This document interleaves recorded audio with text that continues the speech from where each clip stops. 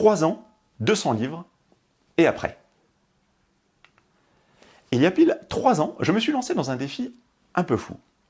Lire environ 100 livres.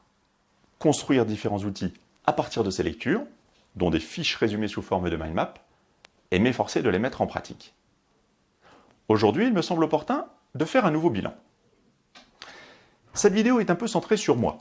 J'y parle beaucoup à la première personne, mais mon objectif est évidemment de vous donner envie de lire pour accroître vos connaissances en partageant mon expérience. Commençons tout d'abord par un rapport d'étape et d'étonnement. Pour commencer, compte tenu du titre, vous pouvez vous douter que j'y ai pris goût. 218 livres au compteur à date et environ 90% achevés. Et oui, j'ai fait des erreurs et parfois il faut s'arrêter si le plaisir n'est pas au rendez-vous. Ensuite, dans le prolongement, je peux dire que c'est une quête sans fin. Ce qui compte le plus, c'est bien évidemment la joie que j'éprouve dans ces lectures, bien plus que le fait de pouvoir ajouter un nouvel ouvrage à ma liste. Le bonheur est dans le voyage et non pas au bout du chemin. Enfin, je me suis rendu compte à quel point Einstein avait raison lorsqu'il déclarait « La connaissance sans expérience, ce n'est que de l'information ». Bien sûr, je m'efforce d'utiliser ce que j'ai appris au cours de mes missions en tant qu'entrepreneur, en tant qu'expert comptable, manager de transition. Les groupes dans lesquels j'interviens recherchent des profils qui cultivent savoir-faire, savoir-être, savoir manager, savoir transmettre. Mais j'aimerais aller encore plus loin dans l'accompagnement et dans la mise en œuvre. Commençons par un inventaire et un classement. Cette période de congé fut bien évidemment l'occasion de nouvelles lectures, mais aussi de faire un état des lieux, via un classement logique et personnel, donc subjectif, de ces livres. Il y a 3 ans, le classement s'articulait autour du Personal MBA, un recueil de concepts et de principes à connaître pour réussir sa carrière ou son entreprise. Je vous propose aujourd'hui un nouveau classement plus en phase avec mes lectures et mon cheminement personnel. 2 grandes parties se sont progressivement imposées d'elles-mêmes.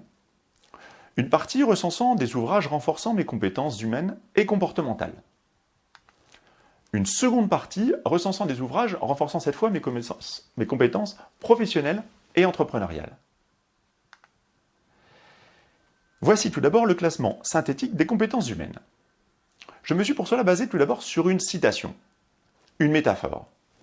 La vie est un voyage durant lequel vous devez apprendre le terrain, choisir une direction, trouver de bons compagnons de route et profiter de ce voyage car il n'y a peut-être rien au bout du chemin. Cette citation, tirée de The Happiness Hypothesis de Jonathan Haidt, fait parfaitement écho aux recherches du Forum économique mondial de Davos, décrivant les compétences nécessaires aujourd'hui pour surnager dans notre environnement.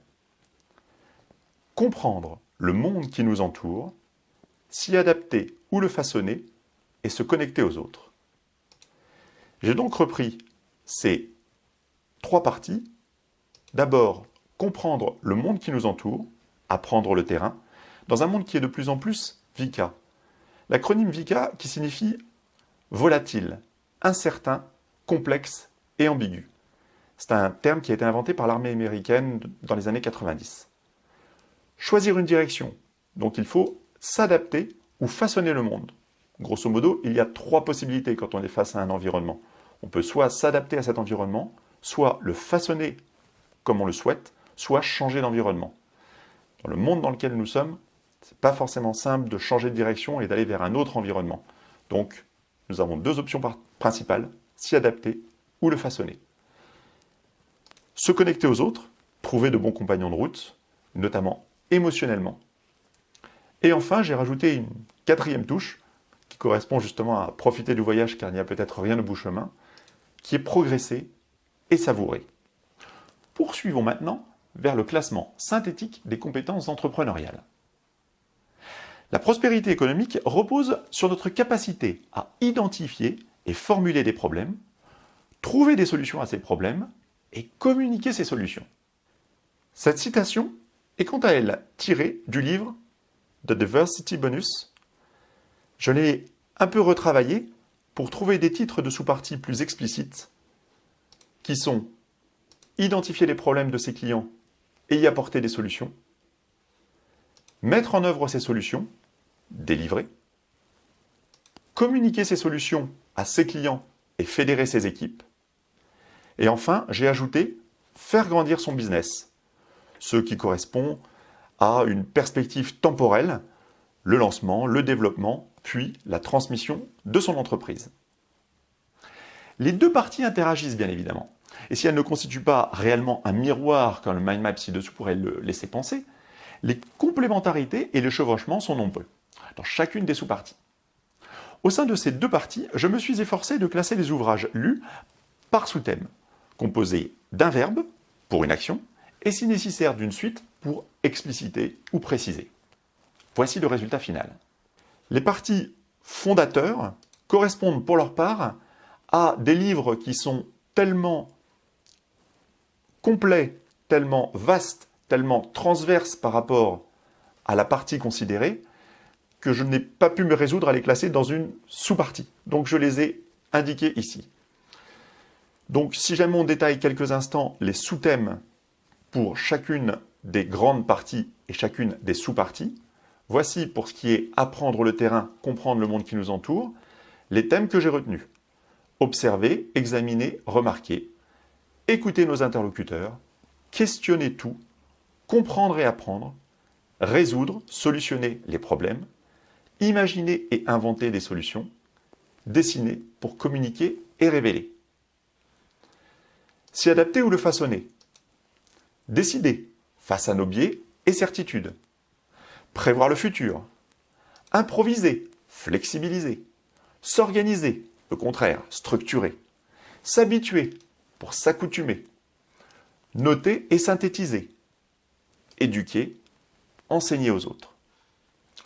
Comme vous pouvez le constater, dans la partie se connecter aux autres, il y a des éléments qui figurent en amont qui sont liés à cette partie se connecter aux autres, notamment l'écoute, notamment le questionnement et bien évidemment l'éducation. Dans cette partie, assez vaste, il y a la notion de s'exprimer en public, de converser, de dialoguer, de raconter pour captiver, se réunir et partager pour se lier, comprendre les autres, ancrer et enraciner des idées, persuader et influencer, attirer et séduire, étonner et émouvoir, s'excuser et pardonner, négocier avec les autres, et enfin plusieurs parties liées au jeu. Le jeu qui peut servir à plusieurs choses. Jouer pour innover, jouer pour motiver, et enfin jouer pour lier. Dans la partie progresser et savourer, je dirais 4 grandes parties sont 4 sous-thèmes ont fait leur apparition. S'enthousiasmer, s'émerveiller. Se développer, se réaliser. Lâcher prise, se détendre.